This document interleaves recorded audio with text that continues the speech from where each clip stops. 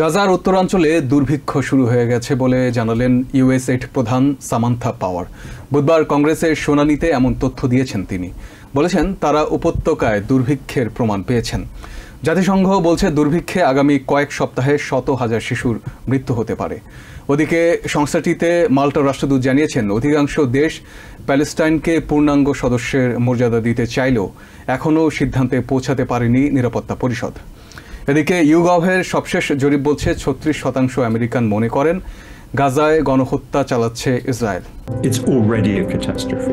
I've seen devastation here like I've not seen in my 2 decades with the United Nations. World piece foundation এবং UNICEF ছাড়াও বিশ্বের বড় বড় ত্রাণ সংস্থা থেকে বলা হচ্ছিল নীরব দুর্ভিক্ষ হানা দিয়েছে গাজায়। তার প্রমাণও পাওয়া যাচ্ছিল খাবারের জন্য উপত্যকার বাসিন্দাদের হাহাকারে। গোটা বিশ্ববাসী চেয়ে চেয়ে দেখেছে কিভাবে মৃত্যুর দিকে ধাবিত হয়েছে অসংখ্য প্যালেস্টিনিয়ান। নির্বিকার আন্তর্জাতিক মহলকে বারবার কিছু করার তাগাদা দিয়েছে কোমলমতি শিশুরা। We are here to tell the world that we are hungry. You have got people constantly saying to me in English and Arabic. অবশেষে দুর্ভিক্ষ হানা দিয়েছে ইসরায়েলি আগ্রাসনে বিপর্যস্ত জনপদে। দখলদার বাহিনী মিলিয়ন মিলিয়ন মানুষের জীবন নিয়ে যেন ছিনিমিনি খেলছে।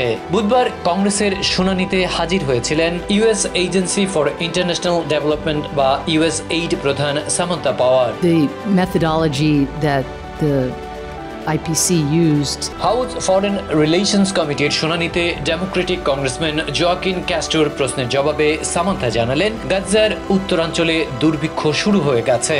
বললেন ওই জনপদে দুর্ভিক্ষের প্রমাণ পেয়েছেন তারা, যা দিনে দিনে প্রকট আকার ধারণ করছে। Various organizations including the United Nations. এদিকে শুনানিতে উঠে আসে জাতিসংঘ বলছে এই দুর্ভিক্ষের কবলে আগামী কয়েক সপ্তাহে গোটা উপত্যকায় কয়েকশো হাজার শিশুই মারা যেতে পারে। এরই মধ্যে পুষ্টিহীনতার শিকার হয়ে কঙ্কালসার শরীর নিয়ে নিষ্পাপ বাচ্চারা আর্তনাদ করতেও পারছে না, কারণ তাদের গলা দিয়ে কোনো শব্দ বের হচ্ছে না। খাবারের জন্য লাইন দিয়েও মিলছে না দুমুঠো খাবার। ওদিকে জাতিসংঘে মাল্টার রাষ্ট্রদূত ভ্যানিসা ফ্রেজিয়ার জানিয়েছেন অধিকাংশ দেশ প্যালেস্টাইনকে পূর্ণাঙ্গ সদস্যের মর্যাদা দিতে চাইলেও এখনো কোনো সিদ্ধান্তে পৌঁছতে পারেনি নিরাপত্তা পরিষদ। এদিকে ইউগভের সবশেষ জরিপ বলছে 36% আমেরিকান মনে করেন গাজায় গণহত্যা চালাচ্ছে ইসরায়েল।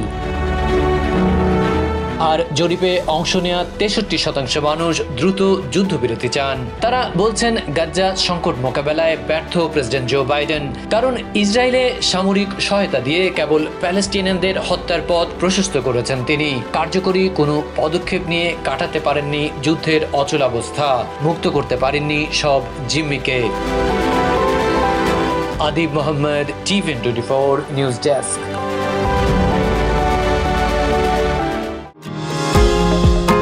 নিউ ইয়র্ক থেকে সম্প্রচারিত TVN24 টেলিভিশন বিশ্বজুড়ে বাঙালির কণ্ঠস্বর।